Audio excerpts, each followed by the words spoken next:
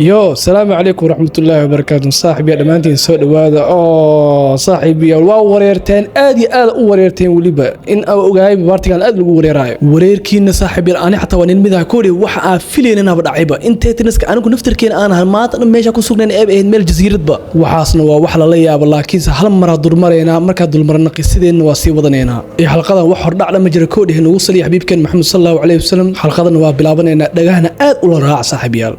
muddo 2,000 sano ka hor waxaa jira laba boqortooyo aad isku nicbaayeen labada boqortooyo waxay kala yihiin dawladda Ilidia iyo dawladda Marley labada dawlad mar walba dagaal ka dhaxeeyay laakiin mar walba waxa laga guulaysan jiray dawladda Ilidia jab far badan waa loo geeysan jiray laakiin maalin maalmaha kamid daawada waxaa dhacay gabar Ilidia ah oo dawladda Ilidia ka tirsanay waxay heshay awood Titanis ah gabadhaas waxay ahayd gabar 8 jir ah laakiin dawladda Ilidia ma og awoodda Titanis ay u heshay sidoo kale Marley ma og gabadhaas waxaa lagu magacaabaa Ymir Fruitis waxayna ahayd qofka u horeeyay awood Titan helo laakiin awoodda sida ku heshay laba fisraad jirto Marleyga inay ka aaminsan Ilidiintana ay ka aaminsan Ilidiinta ay gabadhaas ka dhalatay ay awood ay heshay waxay aaminsan wax ay qeyr ka aaminsan waxa qeyrka ay ka aaminsan waxa waa gabadha in awoodis ay ku heshay wax Ilaahay uu hibeeyay laakiin Marley waxay ka aaminsan awoodda in shaydaan uu sii gabadhan eeba tahayba shaydaanka oo socdaba laakiin Ymir Fruitis waxay go'aansatay dadkeeda Ilidia inay ku caawiso awoodan ay dawladda Marley aad u jibiyaanba markaas kadib waxa bilaabantay in dawladda Ilidia mar walba ay guulaysato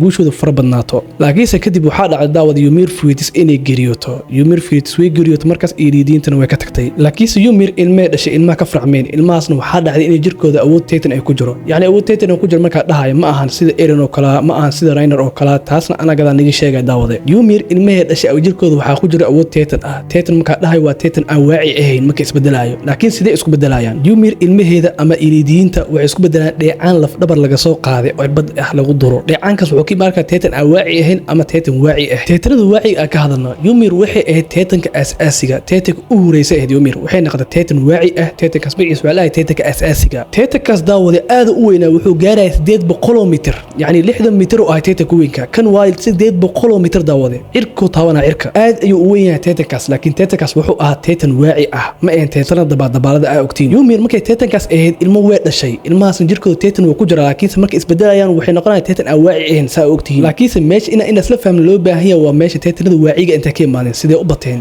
Ymir marka awood Titanis-ka helaysa waxay jirtay 8 sano markay Gerionisna waxay jirtay 21 sano yani markaas waxa u dhaxaysay 13 sano u dhaxaysay awood maalintii heshay ilaa maalintii Geriot waxay ay 13 sano Ymir 13 sano awood Titan ay lahayd markaas kadibna way Geriotay laakiin ilmaheeda ka farcmeen ilmaheedana waxay leeyihiin awood Titanis ah yani awood aan waaci ahayn laakiin Titan ah hana u qaadan sidii sagaalka Titan kala isbedeli karaan gacanta dhiigo inta iska keenay isbedeli karaan cumul isku bedelayaan Titan aan waaci ahayn waa Titan waaci ahayn qofka bini'aadamka oo Ilidiga markuu isku bedelayo waxa waa ina cirbada alaf dhabarka Titanka laga soo qaado isku daro markii lagu daro markaas isku bedelayo Titan aan waaci ahayn markaas kadib waxa waa sagaalka Titan mid kamid ah doocuno wuxuu kamid noqonaa sagaalka Titan oo waaciga ah sida Rainer iyo Eren iyo Annie markaas kadib daawada waxa dhacay Ymir markay Geriotay in awoodeeda Titanka asaasiga u qaybsamo sagaal Titan sagaalkaas Titan Titanka asaasiga wali waa ku jira 8 soo raacday oo cusub waxay noqdeen sagaal Titan sagaalkaas Titan waa sagaalka Titan oo deesqaliinaan dhiig iska keenay oo isbedelayaan laakiin waxa ogeen waxa waay daawada markay sagaalkaas Titan qaybsamayeen sidee u qaybsameen ma ogna laakiin season 4 ogaayna insha Allah laakiin daawada waxa jir wax wadnaha ku gooynaa aaba naxiisidba sagaalkaas Titan markay Ymir u qaybsantay sagaalka Titan waxay noqdeen 13 sano bis oo yani qofkaas awoodaas dhaxla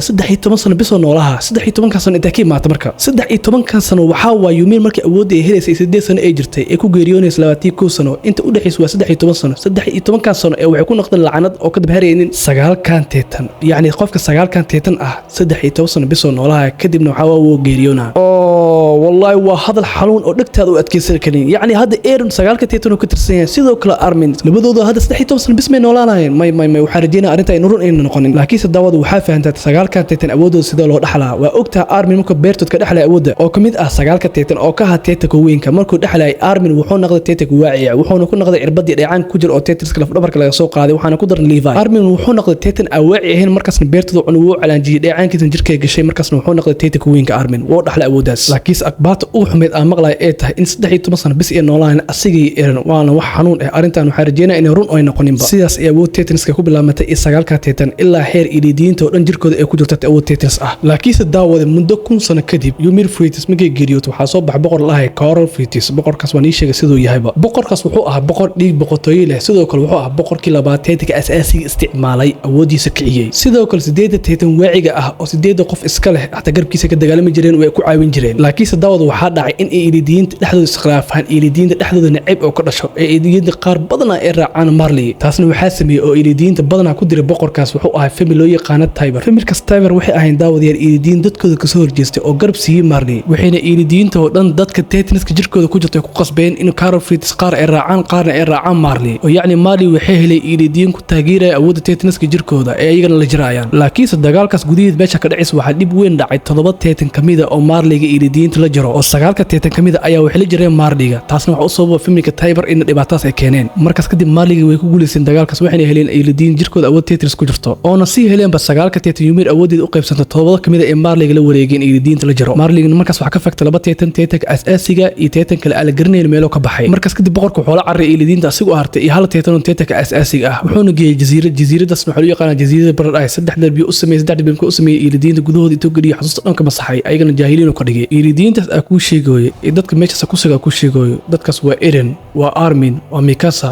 waa Levi waa dadkii saddexdaas sano ka dhacsaneed aadanaha ugu dambeeyay ayaga yihiin sidoo kale ka dhacsaneed Tetanka asaasiga la sheegay in uu yahay aadanaha dhan xasuustooda masixi karo maya sidaas ma ahayn wuxuu masixi kara oo kaliya Iridiyiinta xasuustooda waana boqorta Tetaniska ayagana jirkooda waxa ku jiranta awood Tetan sidaas daraadeed xasuustooda oo masixi kara laakiinse daawad boqor Carofritis ma masixin Iridiyiinta Marley la sugan xasuustooda dhan ma masixin asiga wuxuu masixay xasuustooda Iridiyiinta asiga wata la sugan 3 darbi u sameeyay gudahooda galiyay Iridiyiintaas xasuustooda masixay Iridiyiinta Marley la sugan xasuustooda ma masixin macna oo yacni Iridiyiinta Marley la sugan runta dhan way ka dharagsanayeenba masaakiinta bisoo xasuustooda masixay doqonku dhalay sidoo kale Marleyga Iridiyiintaas markay soo dirayeen 9 Tetan qudradooda iska dhigay 3 darbi jabinayeen sida Rainer iyo Bertolt wax macnaha wax dhaqaq ba sameeyay Carofritis oo yacni Carofritis hadda ma noolee laakiin 3 darbi markuu sameeyay oo Iridiyiinta xasuustooda masixay oo asiga la sugan wuxuu sameeyay shuruucdaas oo ilmaha asiga u dhalo dhiig boqortooyada leh ee sameynayaan bis shuruucdaas waxa kamid ah in runtan dadkan loo sheegan ay laga qariyo taasna waxa ku dhamaayeen familka boqortooyada Rodriguez oo familka boqortooyada Rodriguez waa Carofritis caruurtiisa laakiinse daawada waxa ogaataa Carofritis markuu Iridiyiinta xasuustooda masaxay Akarmanka familka loo yaqaan xasuustooda ma masixi karo oo yacni Tetanka asaasiga ma u sameysnaba in Akarmanka xasuustooda masaxo laakiin Akarmanka familka maxay yihiin ba horta familka Akarman loo yaqaan waa famil boqorka ilaalin jiray yacni boqortooyada ilaaliyaan bis boqorka Iridiyiinta bis ilaaliyaan shaqadooda taas waay ayagana sidaas ay deetaa waxay qasbayeen in boqorka cadeecaan marba macnaha boqorka cadeecaan bis ma ka soo horjeesan karaanba sidaas awgeed ma sheegayaan sirtoodana ilmaha ay deedhaan hatta ayaga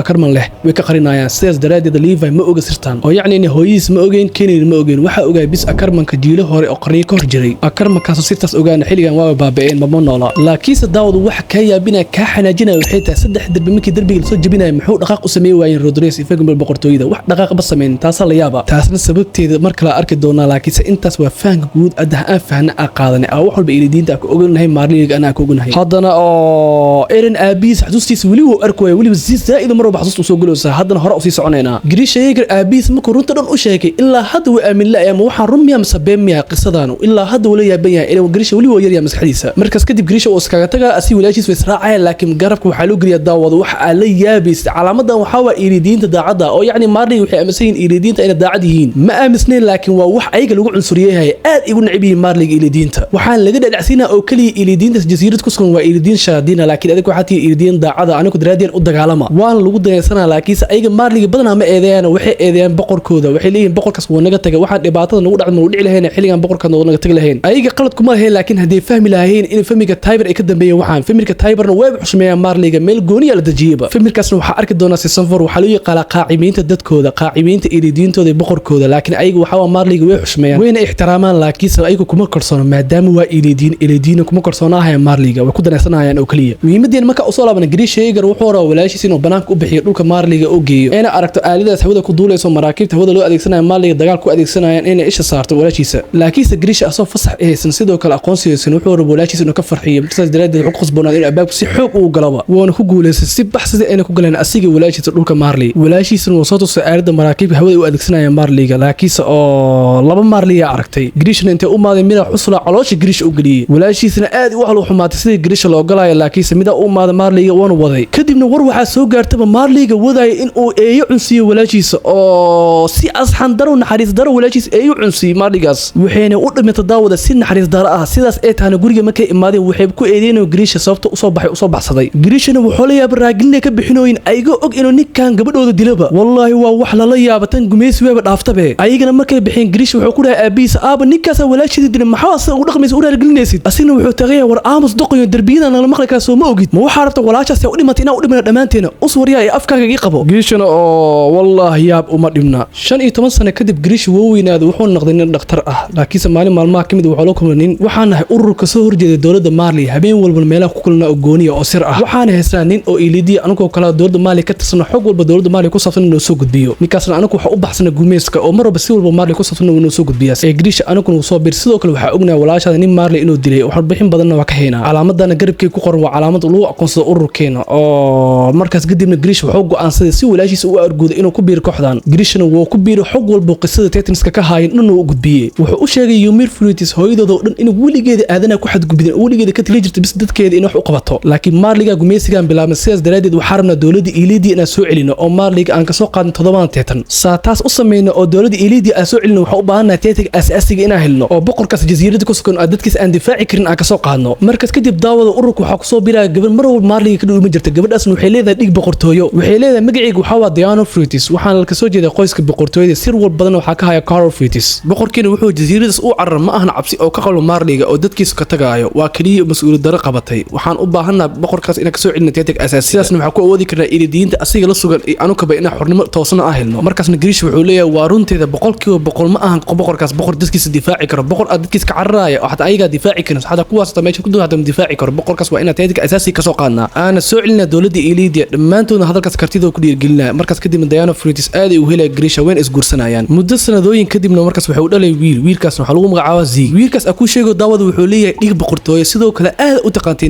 ninkaasna cid kale ma ahan daawada waa ninka Tetan waxshi mustaqbalka qudradiisa qaadan doono magaciisa waxa lagu magacaabaa Zig Yeager waa ninka Tetan waxshiga awoodiisa qaadan doono mustaqbalka oo kooxda saameynta dhibaato fara badan u geystay oo warkaal hada ninkaasi ermo walaalamiya waxaas macquul ma ahan war ma xaqaldan ma hada daawada waxay leeyihiin erin wuxuu leeyahay walaal isku dhig ay yihiin sidoo kale ninkaas aad u eka grisha erin sababtaas u yaabay oo dareemay ahbiis ninka inuu xidid kaga dhaxeeyo muhiimadeen marka u soo laaban dowladda Mali waxay go'aansatay in ilidiinta caruus dajir ay siiyaan caruurtaas oo laga dhigayo 7 Tetan oo Mali haystaan ku waqtigooda dhamaaday oo yacni daawada sida ogtiin 13 sano 9 Tetan ay u dhamaato awoodas way waxay u wareegay cunug hadda ka bacdi dhal rabo Ilidia 7 Tetan ku waqtigooda ka dhamaad hadhow kulma wuxuu u lumi kara ilidiinta Maliga la sugan oo ayagu macnaha ma oga meesha ku sugan sidoo kale waxa ay noqon kartaa ilidiinta jasiirada ku sugan sidaas awgeed Mali waxay u baahan yihiin 12 sano camal markuu soo gaaro sanad 13 sano waxay u dhiban yahay inay wareejiyaan cunug 8 jir ay ku wareejiyaan cunuga 8 jir hadda ka bacdi u bilaamay 13 sano ilaa 13 sano markaas noolaha kadibna asiga markuu soo dhowdaa maalmihiisa soo dhowdaa markaas si wada si wareejina saas ay ku wadayaan marka giriish iyo xaaskiisna ma ay ku sugan waayo aad u naxay waayo Marliga xataa waxay damacsiin Tetan asaasi inay gacanta ku dhigaan sidaas awgeed giriish inuu ururka habeenkiisa ugu wuxuu leeyahay waxa rabna Marliga intee naga hormaray in aan kugu hormaro Tetan asaasiga gacanta ku dhigano oo boqorka meeshaas ugu tagno sida taas u sameeyay waxa u baahnaa cunug caruurteena ka tirsan oo macnaha Marliga jaasuus aan ugu jirayo ama macnaha si qarsan ugu jirayo oo 7 Tetan noqonayo 7 Tetan mid kale markuu noqdo Marliga ay ka dhigaan marka jasiirada markii la tagano Marliga oo qayaano Tetan asaasiga oo soo xaday sidaasna ilidiinta oo ku xoreeyo arikaasna qof kale looma qabanayo waa aniga cunugeyga Zig Yeager ama muslimiinta qaadaya giriishna wuu go'aansaday wiilkiisa in muslimiinta qaado oo asiga Tetan ka dhigo ayina wiilkooda wax dhan madaxay u shameen si uu qayaano Marliga 7 Tetan mid kamid u noqdo oo Tetan asaasiga marka soo xado laakiin Zig wuxuu sameeyay daawada wax aan filaynin waalidiintiisa ku soo horjeesto oo wuxuu u sheegay Marliga waxay damacsiyiin oo dhan waalidiintiisa qoyaan sidoo kale ururka xataa waa la aruushay macna giriish Yeager giriishna uu aad loo ciqaabo faraha laga jajar aad loo ciqaabo si war looga dhalaaliyo markaas dhamaantood waxa la geeyay jasiirada mid urur ka tirsan wuxuu dhahay giriish wiilkaaga wuuna qiyaan maxasan noo gashay weligeey kuma cafin doono giriishna wax uu sheegay ma haay inuu iska aamuso mooyee laakiin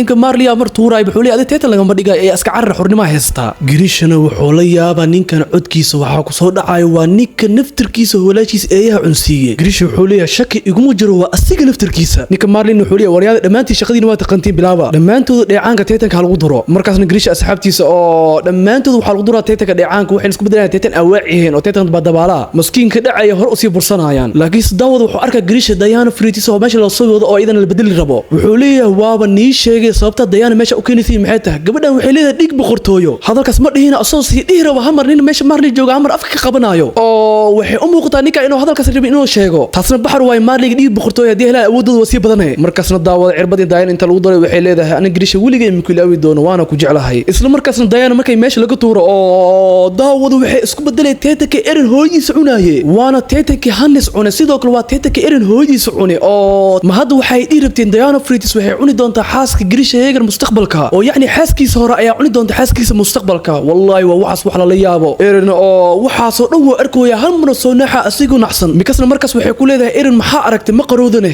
erin wuxuu leeyahay ma yaqaro ma aan wax xasuusta aabahayga Tetankaas hooyadeeda cunay sidoo kale hore adeerkayga hanis cunay wuxuu ahaa xaaskii hore aabahayga Diana Fritis wallahi waa wax cajiib ah oo cajiib ah waliba xasuustan way socotaa wali ma aysan joogsan Grisham wuxuu leeyahay adigu waa ku aqaana waxa taa ninka walaashada ee cunsiye Marley baqtiga ma aniga ma ku ilaabi doono ninka daawada wuxuu leeyahay walaashada ee waa cunsiye sax laakiin ilmahayga waa iga baahnaayeen saasa u cunsiye Allah ma uu baqti yahay Grisham wuxuu leeyahay kaale adigu wax yariisoon xariis xataa kuma jirto miya maxaa dadka masaakiinta dhamaantood Tetris ugu dhigay ninkan wuxuu leeyahay ma adiga ma naxariis ka hadlaayaba sida u gali jirtay Marley ma ogid oo adduunkan u gali jirtay awoodin Tetris ka adeegsi jirteen wax aan naxariis leedahay ma jirto dhamaantiin waxa tii shayaadiin la isku soo aruushay Grisham wuxuu leeyahay maxaa sidaas uu hadlay hadoo ilmahaaga meesha ay ku jir lahaayeen ka waran ninkan wuxuu leeyahay hadalkaaga meesha u wada fahansanahay laakiin ilmahayga meesha ku jir lahaayeen wuxuu waa murugo lahaa laakiin iliidi hadda ahaaleen way fiicnaa lahayd laakiin adduunka dhibaatada u geysatay adiga shayaadiin aad tihiin Grisham wuxuu leeyahay waxaas wax ma ka jiraan hooyadeen igu meer been laga sheegay adduunka garbay sii jirtay ninkan wuxuu leeyahay qisadiina labalabada ma dhigeysan kari koodhay orod xaaskaaga u sheeg walaashadna ku coosaa soo ma ogid xoog u sheegana asoo xoog u sheegana daawada oo ninku waa la kaltuura waxaana kaltuura ninka Marley ku xiga meesha ninkana teeta maha ku sugan intoo qabto wuxuu cuna daawada si argagax aan caadi ahayn Grisham intoo loo yaabo ninka saa u fiiriyo wuxuu leeyahay adiga yaa tahay markaasna daawada Grisham waxa la leeyahay anigu waa ninka guumeeska waa in ninka garab nigu siinayo ururkan oo dhan ee xasuusnaa Grisham sagaalka teetan awoodiis marka isticmaalay sidana loo isticmaala gacanta dhiig la iska keenaa markaasna daawada oo ninka teetan oo ahaa wuxuuna kamid ah sagaalka teetan in ninka Elidio ahaa intuu isbedelo daawada Marleyga dhamaantood maha ku sugnaayo oo dhan hawada xoog badneeda dhamaantood haatinayso asagana markabkay ku imaato intuu burburiyo oo dhamaantoodna baabi'iya Grisham aad u yaabaa ninkana bil'aad intuu ku soo laabto wuxuu ku leeyahay waa ijeeda ina kamid ah sagaalka teetan waana ijeeda ina ah Elidi sida adiga oo kale walaalkaaga ah magaceygana waa Eren Kruger hadafkayga wuxuu ahaa maalin uun inasaan wada jir u wada hadalno oo warkaale Eren magaciisu leeyahay aabihiisa ku sameeyay ninkan Kruger wuxuu leeyahay maanta oo kale intaasoo muddo intaasoo rafaada intaasoo Elidi oo dadkayga ah soo baabashay intaasoo sano Marleyga u shaqay jiray oo xirbaan u sameey jiray anigoo aaminsan waxaan oo dhan in Elidiinta guushooda u sameeynayo Grisham maanta adiga ku taagantaa aniga waajibkayga waa soo guto waajibkayga ugu dambeyn wuxuu ahaa in adiga kula kulmo oo awoodan farta ah ka saaro Grisham wuxuu leeyahay maxaa waxa ku hadlaysa sababta aniga kaliya i badbaadisan maxay tahay oo dhamaantood u badbaadin weysay aniga hadalkaaga dhan iguma socdo Diana Fritis waxay gabadh dhiig boqortooyada Elidiinta wax badan u tari karto sababta uu badbaadin weysay maxay tahay markaasna daawada Kruger hamar dhulku ku dhacsan ka dhiig ka imaanaya aadan u daalan yahay Grisham wuxuu leeyahay maxaa kugu dhacay hal maraba dhacday Kruger markaas wuxuu leeyahay aniga Grisham waqtigayga ugu dhamaaday waajibkaygana waa guto waxay ahro kaliya waa saacado kaliya in awoodan ku dhinta marabo Grisham ay dhigayso nolosheeda waxaan ku soo qaatay dadkayga in aan baabi'ay dadkayga maana alaakin ina teeta ka dhigo dumar iyo caruurba anina taas wuu adkeensan waay laakiin sidaas ay tahana waa ka dhigay teetan taasna waxa uu sameeynaya anigoo aaminsan guush Elidiin daraadeed aan u sameeynayo Grisham markaaga waa shaqadana adiga mooye cid kale ma qaban karto hadalkayga dhigayso aniga teetan hadda ka dhiga waxaana ka dhiga teetan awaaci ahno dabaal markaas aniga ay cunay waxaana kamid noqonay sagaalka teetan awoodeeda dhaxlay in sadeedaba markaas kadib shaqada ugu muhiimsan laga rabo waxay tahay in boqorka teetan asaasiga ka soo qaado saddex darbi ah tagto waayo boqor aan dadkiisa difaacin kari boqor ma ahan Grisham wuxuu leeyahay shaqada adaab qabi kartay sagaalka teetan ka tirsantaa ma adig qabatay teetan asaasi adil soo qaadatay markaasna Kruger wuxuu leeyahay sagaalka teetan waxay leeyihiin waqti xadidan oo 13 sano ah aniga 13 sano waa soo qaatay hadda waxa ii har waa saacadaasna waa hadda saacada aniga waxaan ku sheegi rabo ana kaaga dhigi rabo adiga teetan awoodan dhaxleeyay markaas daawada Eren wuu soo jeeda anaguna xasuustaada ku wada jurnaa laakiin se Eren wuxuu u sharxoyaa Armin imikaasa wuxuu leeyahay Eren Kruger wuxuu dhahay sagaalka teetan mid walba 13 sano leeyahay 13 sano marka uu dhamaado qof lagu wareejiyaa Marleygana way sameeyaan laakiin se haddii taas sameey waan 13 sano u dhamaatay qofka saas u dhinto wuxuu ku wareegay awoodda Elidi cunuga hadda ka bacdi dhal rabo cunugaasna asigoo yar in awoodda dhaxalna dhib ku noqonay way 13 sano ku dhimanaa Armin wuxuu leeyahay aniga hadda 13 sano ii bilaamatay laakiin Eren wuxuu leeyahay aniga 8 sano ama tahaba ama way ka sii yartahay markaas maxay ma ya arintan run ma ahan saarajeenayo wallahi waa arin xanuun ah saarajeenayo inay run ay noqonin ba arab ani xataa Eren daawad wuxuu leeyahay asigoo hadalka Kruger ka raacay Elidiinta dhan waxay ogtaa wax aniga aan arki karin in dhamaantood isku wada xiran yihiin waxaasna ay tahay xasuusahooda maalintii dhalanayaan ilaa maalintii dhimanayaan ilaa xataa Elidiinta mustaqbalka Elidiinta la soo dhaafo oo dhan waxay isku xiran yihiin meel xasuuso ah meeshaasna markii la fiiriyo waa meel caalam u dhaxeeya dhimasho iyo nolol caalamkaasna waa caalam nuur badan sidoo kale waa caalam habeen oo kale u eg waxayna leedahay wadooyin sida xididada oo kale wadooyinkaas waa Elidiinta xasuusahooda oo dhan caalamkaasna waxa loo yaqaanaa daawada waa caalamka masaaraadka waa caalamka Tetniska oo dhan ka askumaan sidoo kale waa caalamka Elidiinta oo dhan xasuusahooda ku dugan yahay waana caalamka ay ku sugan tahay Ymir Fritis daawada Ymir Fritis ma aysan geeriyoonin mahaasay ku xabisan tahay waana caalam u dhaxeeya dhimasho iyo nolol muhiimadeena marka soo jeedsan Kruger wuxuu Grisham ku leeyahay hawsha waa inaa qabataa muhiimad weyn ka saaran waa inaa boqorkaas caajis looga oo wax mataraha ka soo qaata teetanka asaasiga ah Elidiinta dhan xurisaa laakiin hadda adi hawshaada waxa waa boqolka teetanka asaasiga inaad ka soo qaado markaas kadibna awooddaada qofka ku sii wareejin lahayd waxa waa qoran tahay Grisha wuxuu leeyahay aniga hawshan ma qaban karo hawshan dadkii ugu dhiirigelin jiray dhamaantood way dhinteen wiilkaygu wuu iqayaan xaaskaygana way ii geeriyootay ani aabba ahaana ma fiicni rag ahaana ma fiicni wax mas'uuliyad ani qaadi karo ma jiro Kruger wuxuu leeyahay waxaas dhan waa been adiga mas'uuliyad waa qaadi kartaa waa inaad istaagtaa hawshan qabataa hawshan cid kale ma qaban kara adiga ahayn istaag hawshan qabo ma ogtahay ina walaashaada ay la cunsiyo sidoo kale xaaskaada laga dhiga teetan waxa laga yaabaa walaasha xiliga inay xaas ahaaleed ee caruur dhan leed laakiin adiga doorto saddex darbi oo meesha u sameeyay Marleyga oo adkaysan weysay ina walaashaada ka bixiso soo xuraysa arabtay hadda waxa adiga doorato ma ka laabanay maya kama laaban kartid subarkana u jeeda had gurigaaga ka soo qaad ee fiiri Grisha markaas ma ku fiiro go'aankiisa qaadana Kruger wuxuu ku leeyahay hawshan adiga bilaabatay adiga doorato xurnimadaada in ay iliidiinta dhamaantood ku xurayso ee Grisha xuray sidoo kale Grisha teetanka hadda dhaxal rabto waa teetan xurnimo oo kaliya u dagaalamo waa xurnimada iliidiinta oo dhan teetanka kaliya u dagaalamo waaye magaciisana waxa la dhahaa teetanka weeriyahanka Eren markaas wuxuu ahaa markii uu horeeyay teetankiisa asiga afkiisa magaciisa ku sheegayo Hanjin markaas ta ku foodeysay waxay leedahay warkaale teetankiisa magaciisa sheegay maqlaynin miya adika Hanjin mar walba Eren foodle ma ku haynay ayda Grisha xusuustiis marka uu soo laabano Kruger wuxuu ku leeyahay saddexdaas darbi marka tagto waa inaad guursataa xataa waa inaad caruur dhashaa waa inaad tarantaa Grisha wuxuu leeyahay ani caruur u soo dhalay xaasna waa lahaa ma xaas kale u raadinaa waxay tahay Kruger markaas daawad wuxuu leeyahay muhiimad ma aha taas muhiimadda ayaa ah waa inaad nolol cusub samaystaa waa inaad saddexda darbi dadka ay ka yaqaanaan ayna ku bartaan ay ku jeclaadaan haddii taas asameeyayso aan awoodi weyso qaladaadka muligiis ma joogsanayso way soconay wayna soo laabanayaan dhacdooyin awligiis soo naabay ay noqonay waa inaad joojisaa ka hortagta qaladaadkan soo laabanaya si aad u badbaadiso Mikasa iyo Armin markaasna daawada Grisha wuxuu leeyahay Mikasa iyo Armin yaa dadkaas Kruger wuxuu taagan dadkaas ma aqaan wayihiin xasuustee waaye war ilaahay kugu dhaarshay waxaas arka dad hadda ka bacdi qorshood la gal rabo wali aan dhalan oo mustaqbalka ay Kruger magacooda hadda xusooyaaba sidee ku dhacdo waxaas Kruger ma mustaqbalka mu arki karaa waxaas macquul ma ahanbe markaas kadib Grisha sidaas Kruger ku cuno oo ku dhaxla teetanka weeriyahanka awoodiisa markaasna oo la kulmay Kishitis saddex darbi gudihiisa oo galiyay ana soo aragtay waxa dhan inuu baray sidoo kale Carl oo guursada Grisha kadibna wixii dhac waa ogtiin Grishana waajibkiisa uu guto teetanka asaasiga oo ka soo qaaday wiilkiisa inuu ku wareejiyay teetanka asaasiga teetanka weeriyahanka sidaas ay wax walba ku dhacay markaasna waxa lagu qasboonaaday kooxda saaminta inay sameeyso in buugaagta daawacad badan laga sameeyo si dadka dhan meesha jooga loo wada sheegay oo wax walba laga dhaadhacsiiyo in ay yihiin dad iliidiin loo yaqaan awood teetan leh sidoo kale adduunka oo dhan laga necib yahay ayagana dadku weli yaabeen qisadaas oo maanta waxa ayaga dhan dhacaayeenba oo Tetris ahaayeen Tetriskaasna ayaga soo weeraray inay dadkooda le ahaayeenba ay la yaaban yihiin waxaas oo dhan way ka dhici lahayd muddeena qaaday inay ka dhacdo dadka badanaana way aamin laayin waxaan wayba ka dhici lahaydba markaas kadib Hanji waxay gudoonsiinay Talisakari buugaagtan ay runtii ku qoriyeen oo qora Grisha Yeager waxayna u leedahay amiga boqortooyada Rays ma aysan rabeen inay garab nagu siiyaan awoodda teetanka asaasiga sidaas ay tahay ma yaqaanaan sida loo isticmaalayo habka loo adeegsado laakiin qofkii ka farcmeen oo loo yaqaan Corofetus ayaa ahaa qofkii labaad isticmaal awooddaas ayaga markay teetanka asaasiga dhaxlaan indhahooda buluug ay noqotaa sidoo kale stress ay ka qaadaanba laakiin wiilkan loo yaqaan Eren Yeager wuxuu leeyahay laba teetan loo yaqaan weeriyahanka iyo teetanka asaasiga hadda ka horna wuxuu isticmaalay teetanka asaasiga teetamo fara badan oo maamulay markaas anagu meesha ka soo baxsanay laakiin sidoo uu isticmaalay xog badan kama heena asi xataa ma yaqaan laakiin waxa ognahay inuu wiilkan isticmaali karo oo fursad u helay awood teetanka asaasiga isticmaalo markaas kadib Eren wuxuu leeyahay Hanji waa runteeda maanta teetanka asaasiga waa isticmaalay laakiin sidee uu isticmaalanay sidee ku awoodo inay awooddaas isticmaalo markaas Eren waa soo xasuusana oo qofka uu taawanay inay qof dhiig boqortooy ah qofkaasna waxay ahayd Diana Fruitis oo yacni awood waxay ku xigay qof dhiig boqortooy leh laakiin teetanka asaasiga oon ahayn sideed kala mid ka ah ama teetan oo wacyiin uu yahay teetanada dabaalada laakiin dhiig boqortooy oo leeyahay teetanka asaasiga jirkiisa waa inay ku jirto qof iliidi caadi ah sidii Eren oo kale oo Eren taas markuu dareemay wuxuu leeyahay Eren hamar kor u istaaga laakiin uu aamusa waayo wuxuu naxaa